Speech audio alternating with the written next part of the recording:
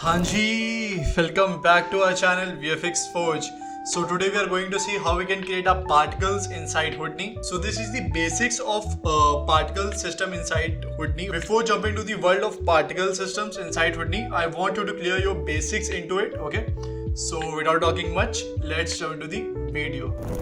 Okay, so just let's jump into the class, okay? As you know, whenever we are going to create our particles or our models, anything inside our new Houdini, so we have to need our geometry node, okay?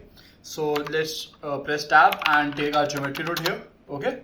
After taking that, let's jump into it, okay? And inside geometry node, what we have to take first, we have to assign our area in which we are going to create our particles.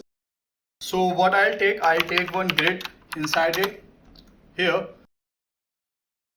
As you can see here, our grid is now visible. After that, what we will take one node which name is pop network. With the help of pop network, we are going to create our particle system. Okay, so let's take up pop network and let's just connect to it, to the grid. As you can see, after connecting to it, you can see your particles or points on the grid here. As well as you can see when I am playing this, okay, so you can see the particles are generating on the grid, okay, and it increasing also. See this. Make sure when you are playing this animation on your Houdini, so open your, just click on this real time toggle, okay, and let's check that our animation FPS are 24, okay. Please check this also. After seeing that our particles is generating on the grid, we will go inside our pop network to enhance these animation, okay. Just double click into this and we are inside our pop network, okay. So as you can see, there are many nodes here, okay. So we will just today we are going to see how we can apply the forces on these particles, okay, and how we can change the color of it. We will only clear the basics of it only, okay. So now just see, we have here a source first input. So now we are just knowing what it works, okay. This node works on, okay. Just we will click on this and we will see some properties here, okay. In source properties, you will see we have emission type and we have geometry source.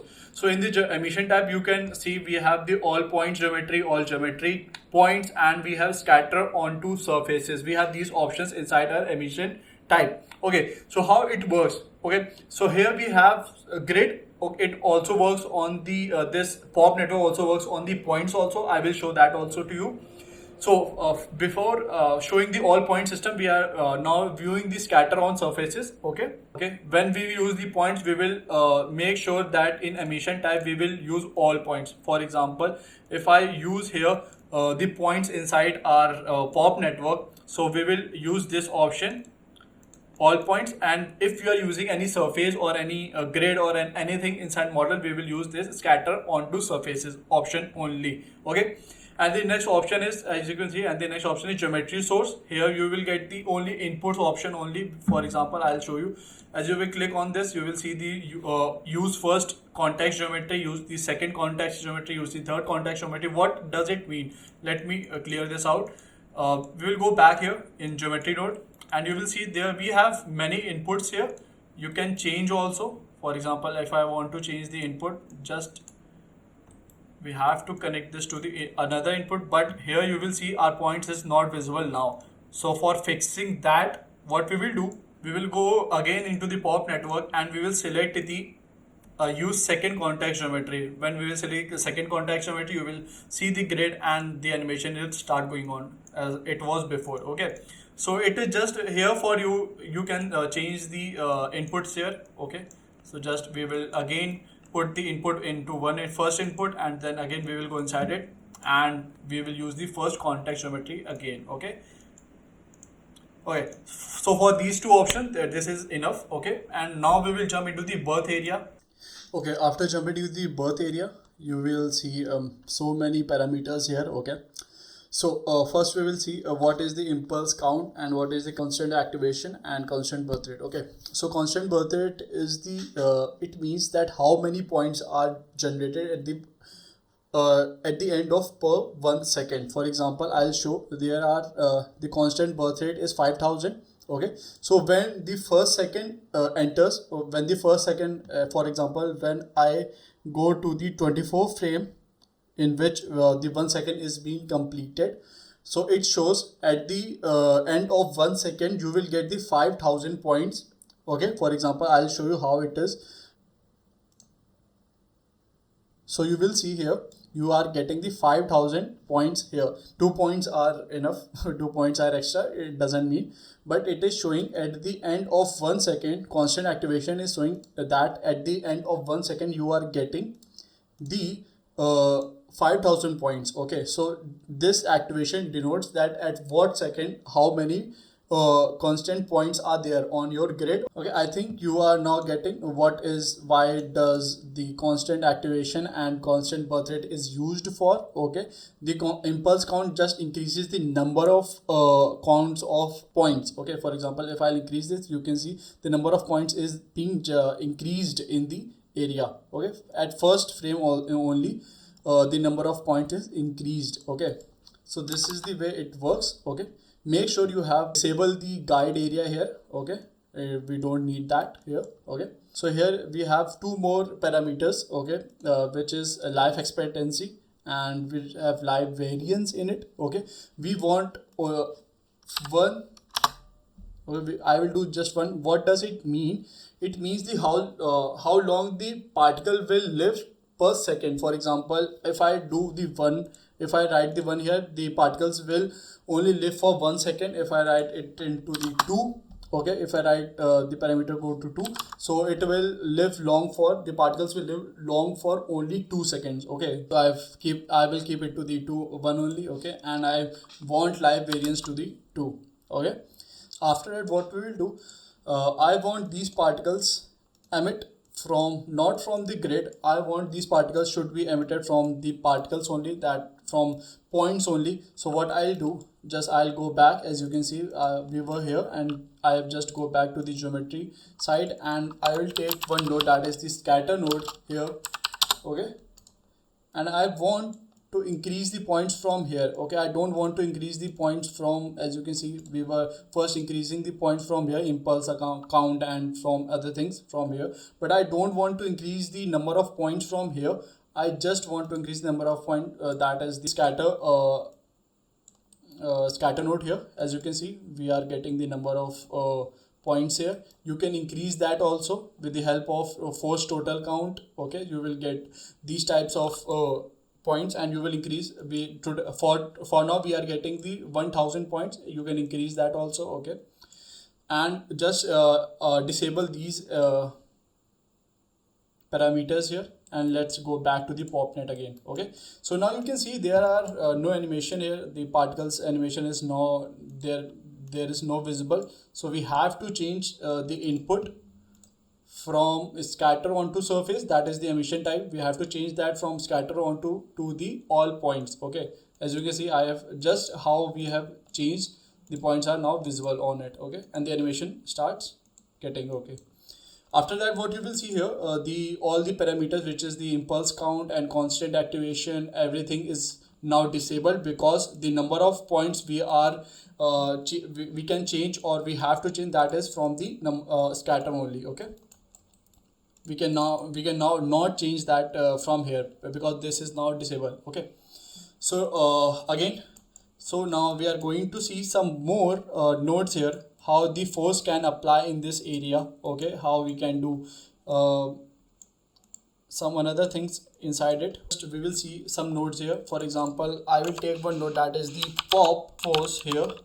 Okay, I will explain you that how you can apply the forces on the points. Okay, just plug into this. So now we will see some parameters here, that is the pop force. So first it works on the noise. Okay, so as you can see there are 2-3 inputs and the pop force works on the noise. So first we will increase the amplitude and we will increase the swirl size. The swirl size is nothing, just as you can see, it's the frequency of the noise. How the frequency of the noise increases, the swirl size also increases. Okay, and here we have the forces in which direction we have to move the points. So I will move that all the points to the in y direction, so I will put one here. Okay, so after putting that, you will see the points will start animating and will move to the y direction, as you can see here. Okay, see this. Okay, you can change the color to this also. For example, if I want to change the color of these points, so I can do that also. So that I can do from here, I will take one pop color node here and put it into it like this, and we can change any color if you want. You want yellow, so all the points will get into the yellow. Okay, constantly. If you want green, you can change from here. Okay, if you want some gradient type of thing, you can also do that. You can go from the color type to constant, and you can change it to the ramp also. Okay, here, so here we have so many animation also, so many types of gradient you can create from it. Okay, so if you want to use some expression also, you can do that also. If I want to change this with the help of speed, if you want to change the color also, you can do that also. Or if you want to change the color with the help of speed, so you can change it to speed, and now you can change the color in any of, if you want to. There are some presets also here, as you can see.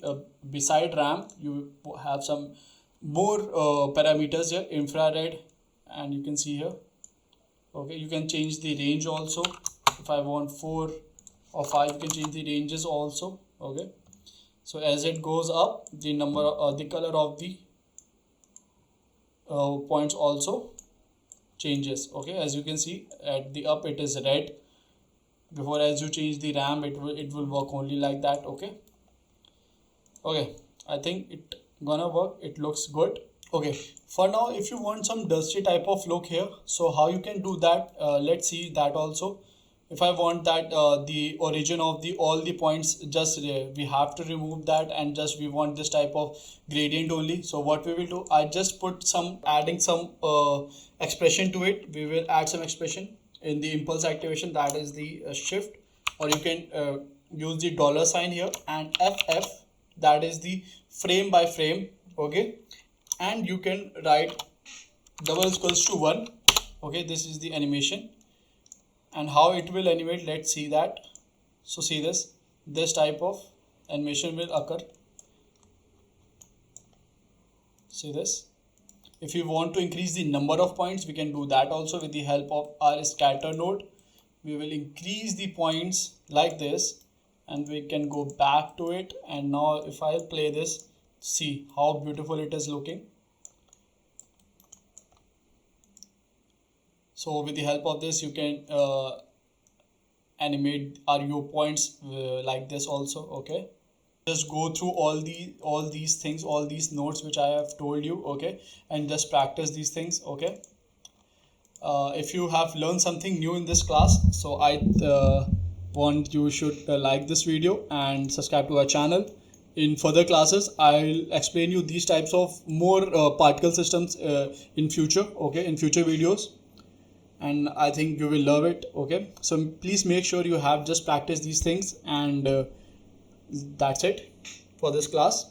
We will meet you in next class.